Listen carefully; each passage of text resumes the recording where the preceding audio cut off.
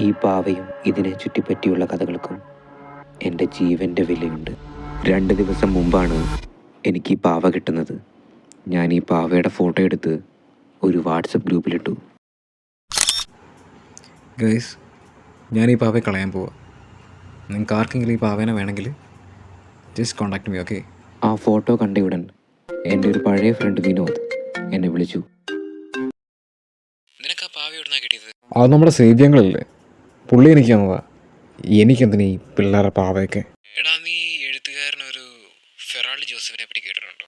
ഫെറാൾഡ് Joseph ഒരു പ്രശസ്തനായ എഴുത്തുകാരനാണ്. എൻ്റെ അമ്മൂനടുത്ത പുള്ള വീട്. ഞാൻ ഈ പാവനെ ആദ്യമായിട്ട് കാണുന്നത് അവിടെ വെച്ച് തന്നെയാണ്. വിനോദ് പറഞ്ഞ പ്രകാരം ഫെറാൾഡ് ജോസഫ് പാവയെ ഉപയോഗിച്ച് ദുർകർമ്മങ്ങൾ ചെയ്യുന്ന ഒരു വ്യക്തിയായിരുന്നു. ഫെറാൾഡ് ജോസഫ് ഒരു പ്രശസ്തനായ നോവൽ എഴുത്തുകാരനാണ്. അയാൾ എഴുതിയൊരു ബുക്കുണ്ട്, ദ 3 ഡീമൻസ്, ഒരു പാവയെ തേടി വരുന്ന 3 ഭീകരന്മാരുടെ കഥ. ഫെറാൾഡിനെ ഇന്നലെ അയാളുടെ ഫ്ലാറ്റിൽ മരിച്ച നിലയിൽ കണ്ടെത്തി. പ്രശസ്തനായ എഴുത്തുകാരൻ ഫെറാൾഡ് ജോസഫ് മരിച്ച നിലയിൽ കണ്ടെത്തി. ഹൃദയാഘാതമെന്നാണ് നിഗമനം. നീ ആ പാവ ഇങ്ങ് താടാ ഫെറാൾഡ്. ആ പാവയും അതിനുള്ളിലെ വജ്രമല്ല എനിക്ക് മാത്രം അവകാശപ്പെട്ടത്. ഇല്ല, ഞാനിത് തന്ന നീ ഇത് വെച്ച് ലോകം തന്നെ നശിപ്പിച്ചു കളയില്ലേ?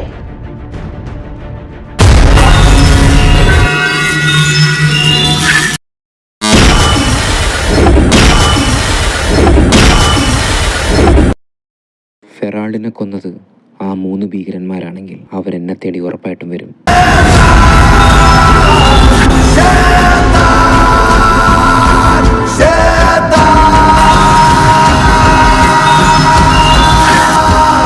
കാരണം ഇപ്പോൾ ആ പാവ എൻ്റെ കയ്യിലാണ്.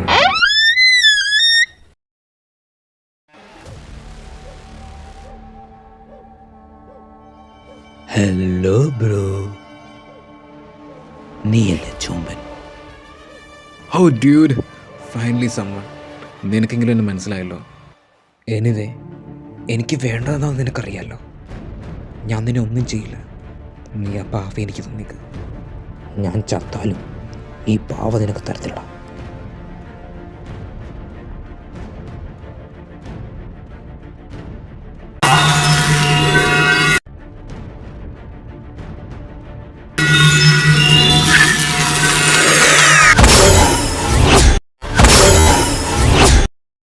നീ ഫെറാൾഡിനെ കൊന്നിട്ട് എന്തുകൊണ്ടാണ് ഈ പാവനെ സ്വന്തമാക്കാത്തതെന്നൊക്കെ എനിക്കറിയാം.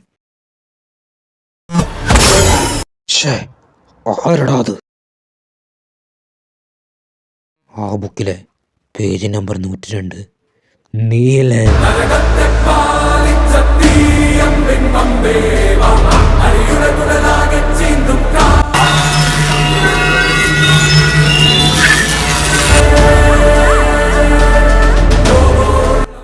നീല, നീ എങ്ങനെ ഇവിടെ വന്ന്?